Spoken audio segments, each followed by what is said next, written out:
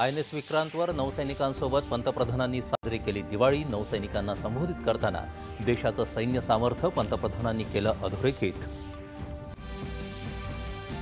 देशाच्या सर्व सुरक्षा दलांमधील अतुलनीय समन्वयानं ऑपरेशन सिंदूर दरम्यान पाकिस्तानला तात्काळ गुडघे टेकायला लागले असं सांगत पंतप्रधानांनी केला सर्व सैन्य दलांचा गौरव।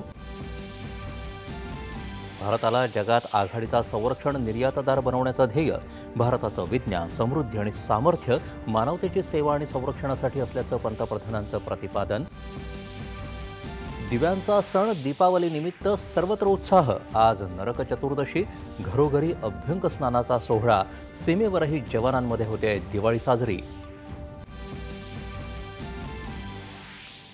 दिवाळीनिमित्त राष्ट्रपती, उपराष्ट्रपती आणि पंतप्रधानांनी दिल्या शुभेच्छा। स्वदेशी उत्पादनं खरेदी करून सण साजरा करण्याचं पंतप्रधानांचं आवाहन।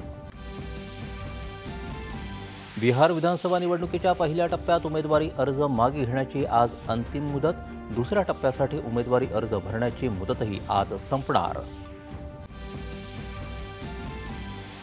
विविध आरोग्य योजनांचा समन्वय साधण्यासाठी आणि सर्व आरोग्यविषयक योजनांची अंमलबजावणी एकाच छताखाली प्रभावीपणे करण्यासाठी राज्यात स्थापन करण्यात येणार वॉर रूम।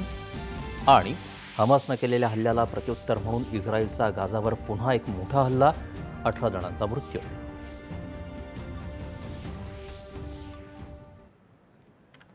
नमस्कार।